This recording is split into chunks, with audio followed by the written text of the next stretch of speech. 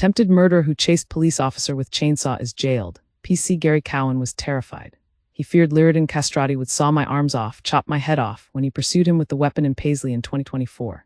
A man who chased a police officer with a chainsaw in an attempt to murder him has been jailed for 10 years. Luridan Castrati, 32, was found guilty in November of the attempted murder of PC Gary Cowan following a trial at the High Court in Paisley.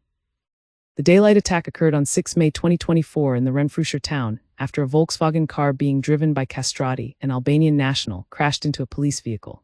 PC Cowan told the court he initially approached Castrati with the intention of arresting him, but then found himself running for his life after the attacker returned to the car, grabbed a chainsaw, started it up and began to sprint after him while shouting "F the police." The officer said, "He was chasing after me with the chainsaw, holding the chainsaw up, running after me." He added, "I thought if I don't create distance, he is going to kill me." The officer said he believed Castrati would saw my arms off, chop my head off, and that he was terrified.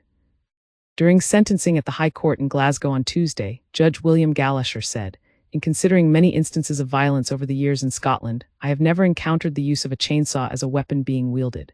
Many might have thought that this was the stuff only of horror films. Your actions were so gross and so violent, charges of breach of the peace, stealing a car, and motoring offenses were dropped by the prosecution during the trial." The judge stated, "Your actions were so gross and so violent that the punishment must be significant." After receiving the 10-year jail term, Castrati began banging on the dock and shouted at the judge. As he was being led away by guards, he shouted in Albanian before saying "You're F*** terrorist" in English. Judge Galasher said it had been an ordinary day for a group of on-to-duty officers until Castrati crashed into the police vehicle. The judge said the attacker chased PC Cowan in an awful and terrifying way. Describing the CCTV and mobile phone footage of the incident, Judge Galasher stated, "It was obvious that you were in hot pursuit, wielding a deadly weapon with little apparent regard for anything or anyone else other than PC Cowan." The video evidence showed several cars and other vehicles having to slow or stop when it was obvious to the drivers that a man wielding a chainsaw was chasing a police officer. One member of the public described trying to persuade PC Cowan to enter his vehicle, as he put it, to save his life. The scene could have been one of carnage. PC Cowan's colleagues arrived on the scene and helped to apprehend Castrati. The judge noted when the attacker stopped running and put the chainsaw down, a member of the public threw it out of his reach. Judge Galasher said the officers were confronted with an act of horrific violence.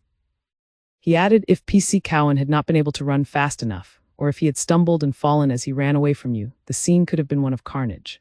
Earlier in defense, John Scullion Casey claimed his client had the chainsaw in the car for a gardening job. Mr. Scullion said Castrati suffers from stress and reacted spontaneously and impulsively following the motor accident and acted in an irrational manner after panicking over his immigration status.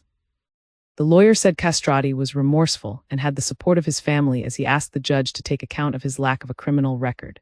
Extreme bravery and professionalism. PC Cowan has since returned to work. Chief Superintendent Rona Fraser said, "It was a very harrowing experience and my thoughts remain with the officer just now. He is doing well. He is receiving all the support that we can provide within the organization and out with as well."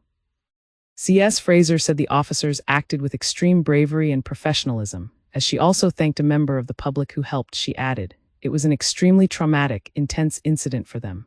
It unfolded during the course of their duties that day, quite unexpected, and that level of violence is really not something they should have to tolerate during the course of their work."